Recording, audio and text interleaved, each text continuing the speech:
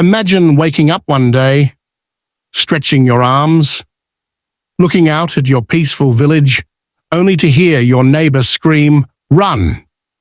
Suddenly, your family, your friends, and even your pet chicken are all sprinting for their lives. Because guess what?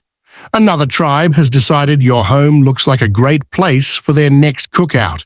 No warning, no polite eviction notice, just pure, unfiltered, ancient chaos. Welcome to Southeast Asia, a region where migration wasn't just about exploring new lands, but often about dodging spears, arrows, and some really angry neighbors. The Austroasiatic tribes, some of the earliest groups to populate this tropical wonderland, didn't just wake up one day and decide to pack up for an adventurous road trip.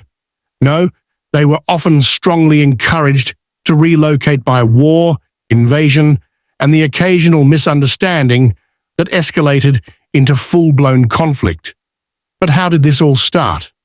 Why were these tribes always on the move? And what does this tell us about the kind of survival skills you needed to exist in ancient Southeast Asia? Get ready for a wild ride, because this is the story of ancient migrations and how running fast and knowing how to paddle a canoe could literally save your life. Let's set the scene. Thousands of years ago, long before traffic jams and Wi-Fi passwords, Austroasiatic-speaking groups thrived across Southeast Asia. They were among the first settlers of the region, cultivating rice, fishing in the endless rivers, and occasionally arguing about which ancestor had the best rice-growing technique. Life seemed good until it wasn't. Warfare in ancient times was just about territory. It was about survival, control of resources, and sometimes just the sheer fun of proving who had the sharpest spears. And when stronger or more aggressive groups showed up at your doorstep, you had two choices. Stand your ground and fight, risky, or pack up and find a new home. Safer if you were fast enough. This is exactly what happened to many early Austroasiatic tribes. Some were forced out of their original homelands, while others preemptively relocated to avoid conflicts altogether. Whether it was due to rival groups expanding their territory, climate shifts making certain areas less habitable, or just general ancient world drama, these early people had to stay on their toes literally. Now let's meet some of the key players. First, we have the Proto-Mon Khmer speakers, the ancestors of modern groups like the Khmer, Mon, and various Vietnamese ethnic groups. They originally inhabited regions around modern-day southern China, but conflict likely involving more aggressive neighbors pushed many of them southward into mainland Southeast Asia.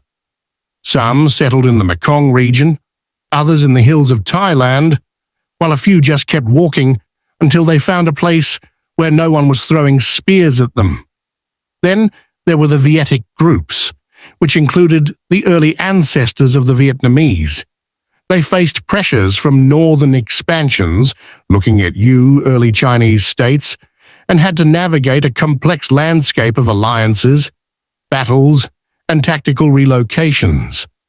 Some went into the highlands, some adapted to wetland life, and some, probably exhausted, just merged with other groups along the way. And let's not forget the Khmer ancestors, who later built the legendary Angkor civilization, but at one point were just another group trying to find a safe spot to settle. Before they were ruling over vast temple cities, they were figuring out how to farm in floodplains while keeping an eye out for potential invaders. Now, picture these migrations. Entire villages moving together, carrying whatever they could. Elders were probably muttering, "Back in my day, we didn't have to move so much," while kids were asking if they were there yet. It wasn't just about walking sometimes. They had to build boats, paddle down unknown rivers, and hope the place they landed wasn't already occupied by another group with a bad attitude. But here's the kicker. This wasn't a one-time thing. Migration, warfare, and adaptation were constant in Southeast Asia. The Austroasiatic peoples didn't just move once and settle happily ever after. Their descendants continued to migrate, mix, and reshape the cultural map of the region.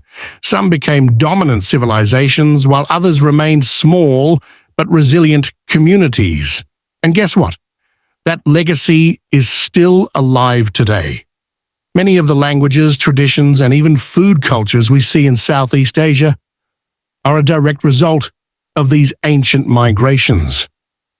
So the next time you're enjoying a bowl of pho, a plate of pad thai, or some fragrant Cambodian amak, just remember it's all part of a history that started with people running for their lives, dodging conflicts, and figuring out where to plant rice without getting attacked.